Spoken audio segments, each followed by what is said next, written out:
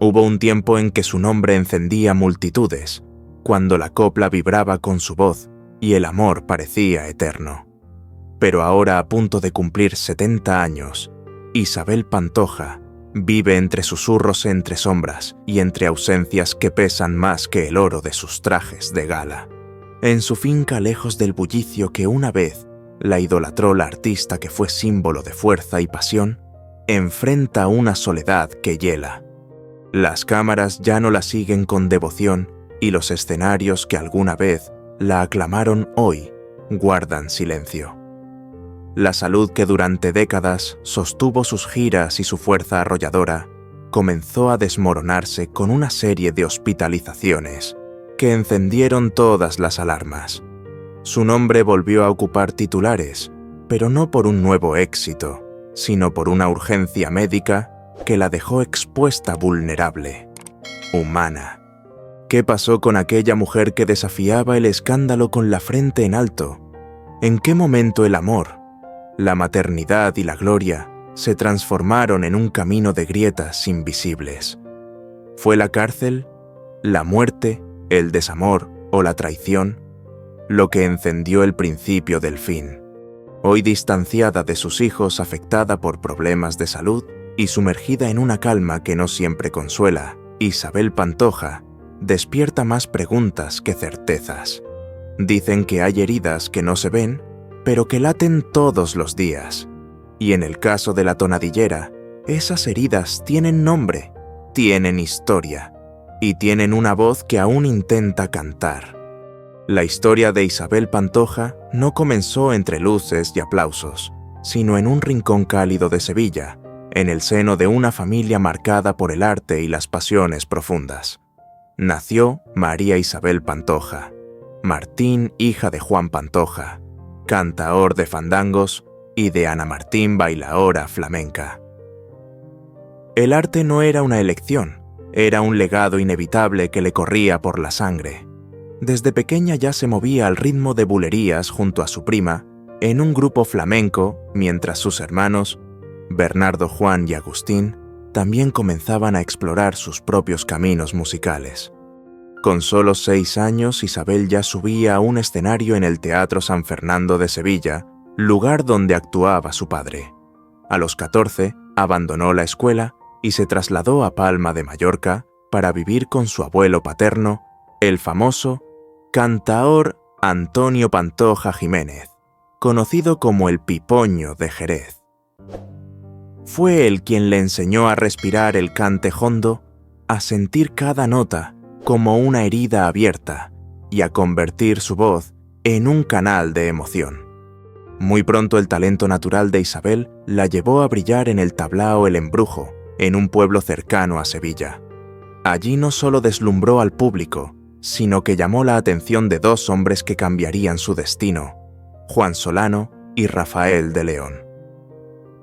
Ellos vieron en aquella joven mucho más que una voz flamenca, vieron una futura reina de la copla. Isabel se convirtió en su discípula y bajo su guía grabó sus primeros discos, 22 de abril, Tengo, A la Limón y Viva Triana. Coplas como El pájaro verde y Garlochí comenzaron a perfilarla como una estrella en ascenso. Pero su carrera no solo crecía en los estudios de grabación.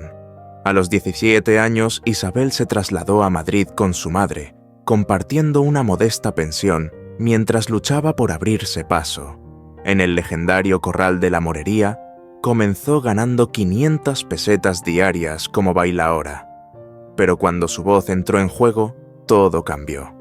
Su sueldo se triplicó y su presencia escénica dejó de ser una promesa para convertirse en una realidad imparable.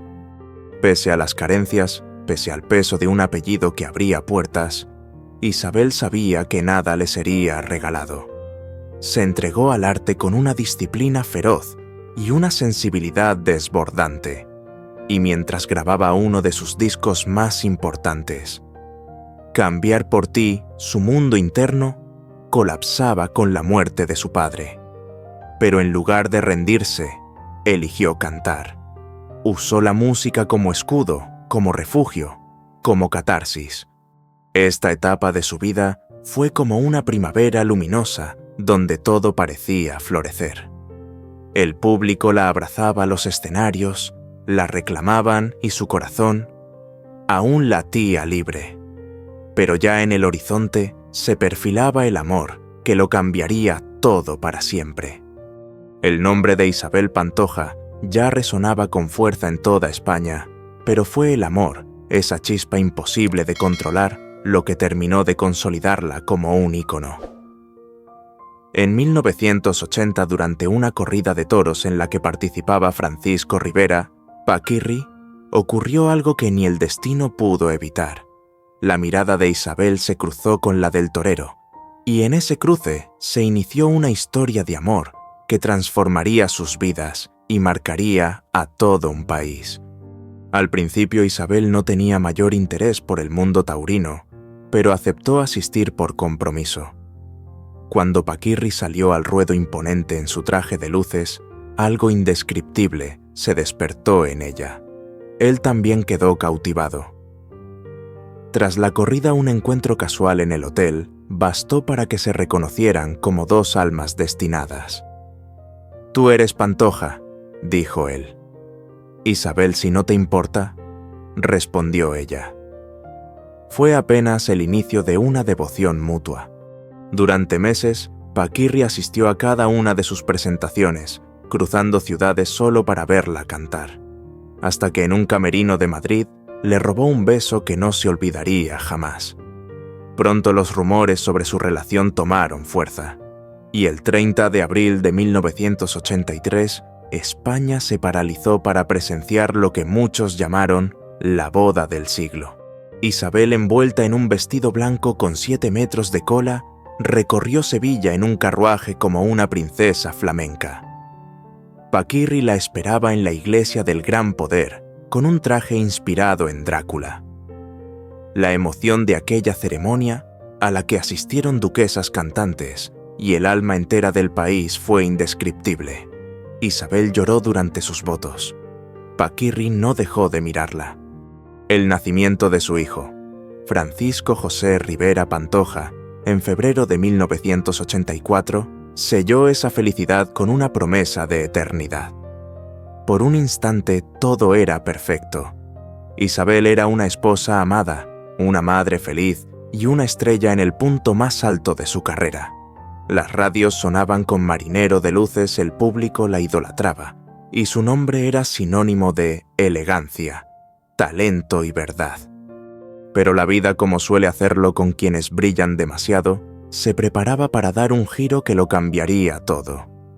A veces, el silencio tras el aplauso no anuncia descanso, sino tragedia. El 26 de septiembre de 1984, el país entero quedó paralizado. Francisco Rivera Paquirri entró a la plaza de toros de Pozoblanco, como tantas veces, con la misma temeridad que lo convirtió en leyenda. Pero esa tarde, el toro no bailó, atacó. Y con una embestida feroz, lo lanzó al aire, lo rompió por dentro y lo condenó al silencio eterno. Mientras la ambulancia recorría los caminos polvorientos hacia Córdoba, Isabel esperaba en casa, ignorando que esa llamada no sería como las otras. «Está muerto, sollozaba su mozo de espadas, y cuando el teléfono sonó, la voz al otro lado no era la que amaba. Era la noticia que partió en dos su vida. La mujer que la nación llamaba la viuda de España tenía solo 28 años. Se refugió en el negro del luto, en las gafas oscuras que no podían ocultar un dolor que le devoraba el alma. Durante 14 meses, el silencio fue su única compañía. Hasta que en noviembre de 1985, como quien se arranca las costillas para cantar, regresó a los escenarios con Marinero.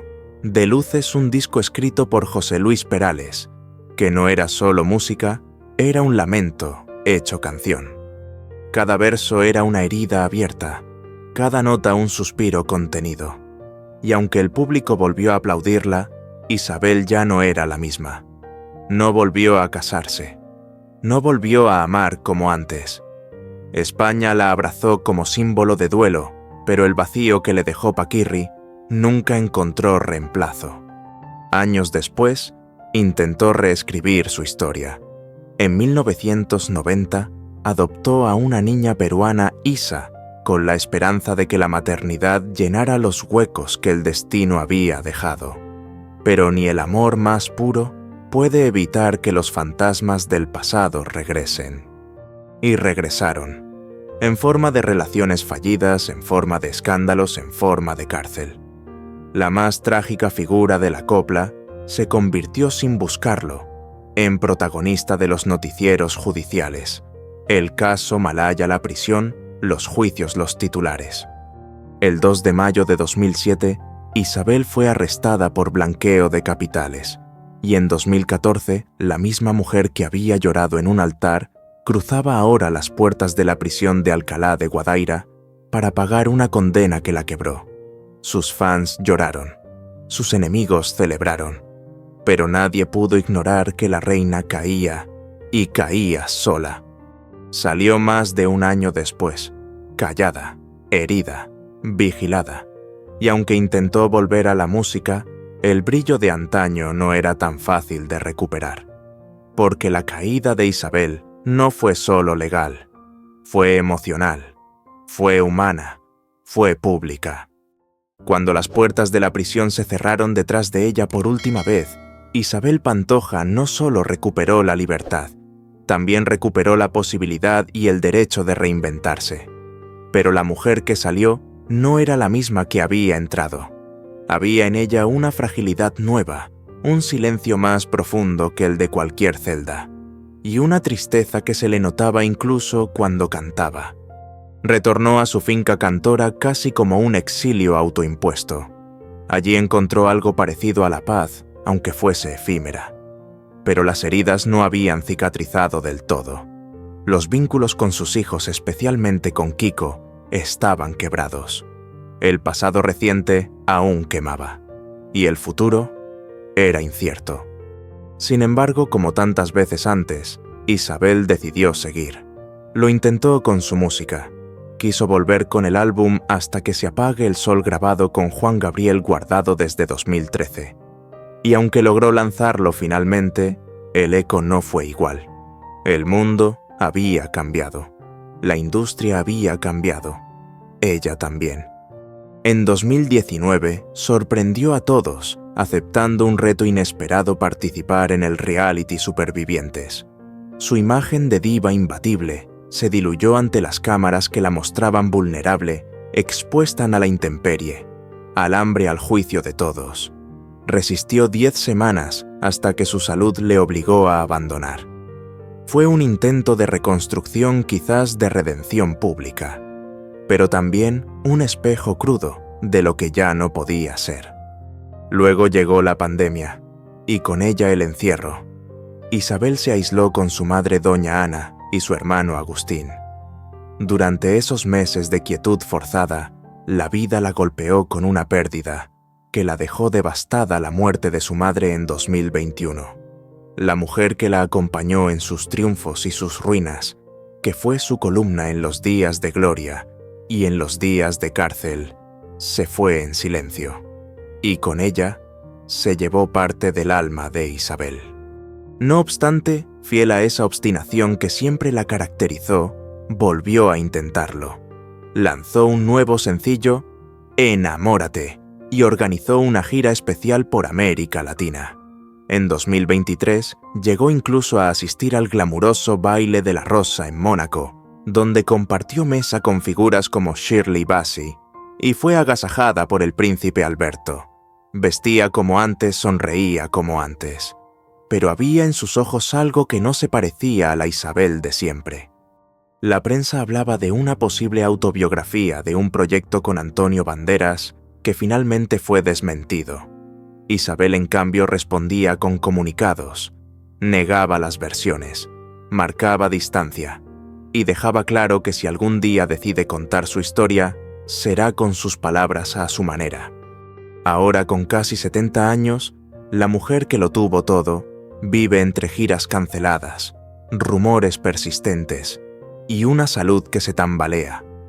Su último ingreso hospitalario en marzo de 2025 encendió nuevas alarmas. No se ha revelado el diagnóstico, pero los que la rodean saben que algo va mal. Y en medio de esa fragilidad, Isabel sigue apostando por su historia, planea una serie documental que recoja su vida entera, desde la niña de Sevilla hasta la reina caída de la copla. Porque incluso en el silencio Isabel nunca ha dejado de cantar, aunque sea para ella sola, aunque sea en voz baja. Más allá de los discos de oro, las ovaciones interminables y los titulares de escándalo, hay una mujer que amó, que parió, que crió, que se equivocó. Isabel Pantoja no solo fue la estrella, también fue madre. Y en esa faceta tan humana como contradictoria, también brilló y también sangró. Kiko Rivera, su hijo mayor, fue durante muchos años su motor y su orgullo. Lo cuidó tras la muerte de Paquirri con una devoción casi feroz. Pero la relación con el tiempo se desgastó entre reproches, heridas heredadas y diferencias imposibles de cicatrizar. Las disputas por la herencia de su padre, la finca Cantora, y los vacíos emocionales arrastrados desde la infancia, terminaron abriendo un abismo entre ellos. Isabel lloraba en silencio mientras Kiko gritaba frente a cámaras. Cada uno tenía su verdad. Ninguno tenía paz. Con Isa Pantoja, la hija que adoptó con ilusión y ternura, las cosas tampoco fueron fáciles. La adolescente rebelde, la joven madre prematura, la figura mediática en construcción. Isabel trató de protegerla quizás con la misma intensidad con la que alguna vez se protegió a sí misma. Pero los silencios, los choques generacionales y las decisiones propias terminaron por erosionar ese vínculo también. Hoy, el amor sigue ahí, pero la distancia también. La muerte de su madre, doña Ana, fue otro golpe. Su confidente, su refugio, la única que parecía entenderla sin juzgarla. Se fue en 2021 en la misma casa donde Isabel se escondía del mundo. Desde entonces, los días han sido más largos, las paredes más frías y el teléfono más silencioso. Los amigos de siempre. María del Monte Encarna Sánchez ya no están o ya no llaman, y aunque las cámaras aún la buscan pocas veces, logran retratar algo más que una figura vestida de negro esquiva contenida. Dicen que mira mucho la televisión, que así se siente menos sola, que se emociona al ver programas antiguos, que a veces ríe, que otras simplemente apaga la luz. En lo más íntimo, Isabel Pantoja no es la estrella ni la escandalosa. Es una madre buscando perdón. Es una hija huérfana. Es una mujer que alguna vez creyó que la fama lo era todo, hasta que descubrió que sin amor no queda nada. Cada mañana en Cantora comienza igual, el silencio es lo primero que la envuelve. Afuera el campo andaluz sigue su curso. Adentro, Isabel Pantoja camina despacio, como si cada rincón de su finca le hablara en voz baja. A veces canta bajito para sí misma. Otras veces se sienta frente a una ventana y mira sin mirar, como esperando algo o a alguien. La salud ya no le permite los excesos de antes. Los escenarios la seducen, pero el cuerpo no siempre responde. Los médicos vigilan de cerca su evolución, sus dolencias vasculares, su energía menguante. Y aunque su entorno intenta mostrar normalidad, hay preocupación. Hay un miedo que nadie se atreve a decir en voz alta. Aún así, Isabel se aferra a lo que queda, una nueva serie documental que promete contar su verdad, la suya, sin intermediarios. Tal vez sea su forma de dejar huella antes de que todo se apague. Tal vez sea su manera de reconciliarse con ella misma. Porque no todos los regresos son a los escenarios. Algunos más valientes son hacia adentro. La música sigue siendo su faro. La escucha, la siente, la recuerda. Ya no sube a tantos escenarios, pero todavía se emociona al oír una copla bien cantada, una melodía que la roce como lo hacía antes. Paquirri con su voz. Tal vez no vuelva a besar un escenario con los pies descalzos. Tal vez no vuelva a llenar un estadio. Pero en lo profundo, Isabel sigue cantando. Siempre ha cantado incluso cuando nadie la escucha. Dicen que vive en una especie de despedida suave, que no ha perdido la esperanza de abrazar de nuevo a sus hijos, que a veces sueña con el mar, que escribe cartas que nunca envía, que perdona en silencio lo que nunca recibió, y que en el fondo, aunque no lo diga, aún espera que alguien toque a su puerta, no por la artista, sino por la mujer. Porque hay heridas que no sanan, pero también hay almas que aprenden a caminar con ellas. Isabel Pantoja ya no brilla como antes, pero tampoco se ha apagado. Vive entre la nostalgia y la resistencia, entre la gloria de lo que fue y la paz tenue de lo que queda. Y aunque el mundo parezca haberle dado la espalda, tal vez por fin ella esté encontrándose consigo misma, en el único escenario donde nunca mintió, el de su propia vida.